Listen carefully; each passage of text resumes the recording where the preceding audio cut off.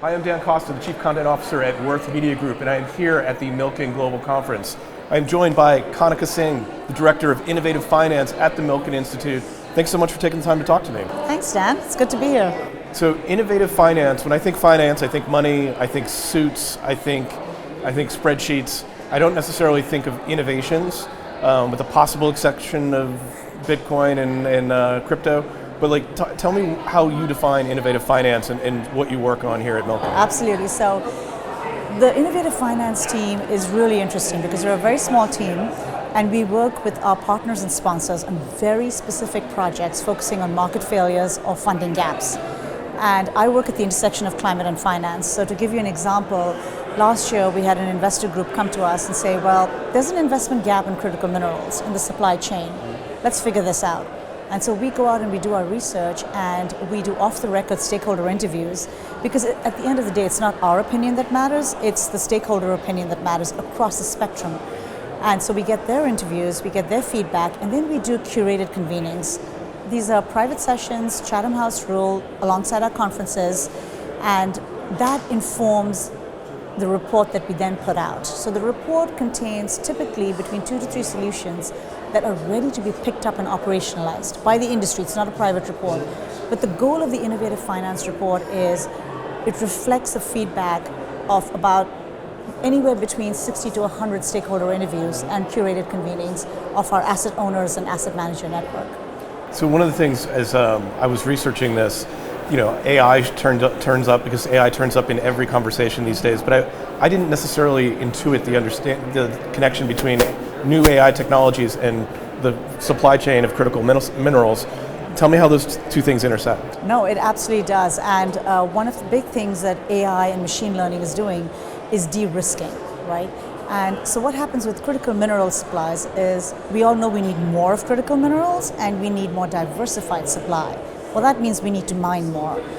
Unfortunately, mining has a very negative connotation, right? We think of drilling in the early stages to actually discover the mineral deposits, the resources. Tremendous implications for biodiversity, for soil disturbance, for air quality, and the communities who live there. Where AI comes in and machine learning, and it is being adopted by some very marquee names across the world, is using historical drilling data with satellite imagery, geospatial data, and combining the two to identify mineral deposits that are there in the subsurface. And so the result is you don't have to drill as much, you don't have to move as much soil, and you don't have to have such a big environmental impact. So in the early stage, which can be also very highly risky and can take up to 3 years for a miner to discover deposits, now you're using AI and machine learning. You could discover the deposits much faster in a more concentrated area and really de-risk that early stage. So it has huge ramifications. And then it's not just in the early stage. We know like major miners like AngloGold, for example, the CEO has been very explicit about using AI across his operations. So he's using it for predictive maintenance. He's using it to monitor his tailings. So the result is efficiency, safety, less of an environmental impact. So it's been quite a game changer for this asset class in general. And what has to happen going forward is it has to be adopted at scale. That's not what we're seeing right now. Yeah. So last year you had one of the most popular sessions on carbon markets. Carbon markets have sort of had a reputation, they soared and they fell and now they're sort of back now. Tell me where you see, and I know you're talking about carbon markets again this year. Tell me about the state of carbon markets. Yeah, no, absolutely. So, we had a private session last year on carbon credits. And if you remember, 2023 was really not a good year for the asset class. There was a lot of controversies, greenwashing, and low quality credits. But we had standing room only for that session because there was a lot of investor interest. And so what we did was we curated it. So we had somebody who originates carbon credits, somebody who structures it, somebody from the host community. So we covered the spectrum, explaining the path forward, giving the outlook. And I think what's happened this year is with COP29, COP29 has now made nation-to-nation trading of carbon credits possible. And I think that's a game changer because it's climate finance here and now, and it's biodiversity conservation here and now. And so if you bring in, again, AI and technology, and with that, you have this possibility of improved real-time data, improved verification of that the carbon credit you're buying is real, it's permanent, it's additional, you're monitoring it in real time. Automatically the risks of greenwashing go down. You can separate the low quality from the high quality carbon credits. So again, you're bringing this asset class into a new era. You're elevating it because of transparency. Once an investor sees transparent data, you're automatically de-risking the project. It also seems like a way of internationalizing it, so that this is no longer, as we know in the United States, administrations change, priorities change. This is something, a market that is going to operate regardless of who's in the White House.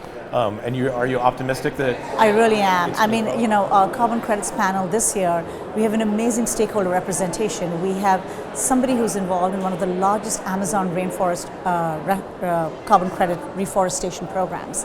We have one of the top 5 corporate buyers of carbon credits globally, right? We have somebody who's working on a technology platform to make carbon credits as liquid as fixed income and as transparent as fixed income. So I'm very optimistic that we've crossed that threshold where people realize that there's transparency in carbon credits now. This data has improved by leaps and bounds thanks to AI, thanks to machine learning. And I really do believe that there is a chance now where carbon credits find their place as a true asset in climate finance. One of the things you said earlier is that while we were talking, was that you're trying to find, you want to develop sustainable finance, but you're looking for patient money.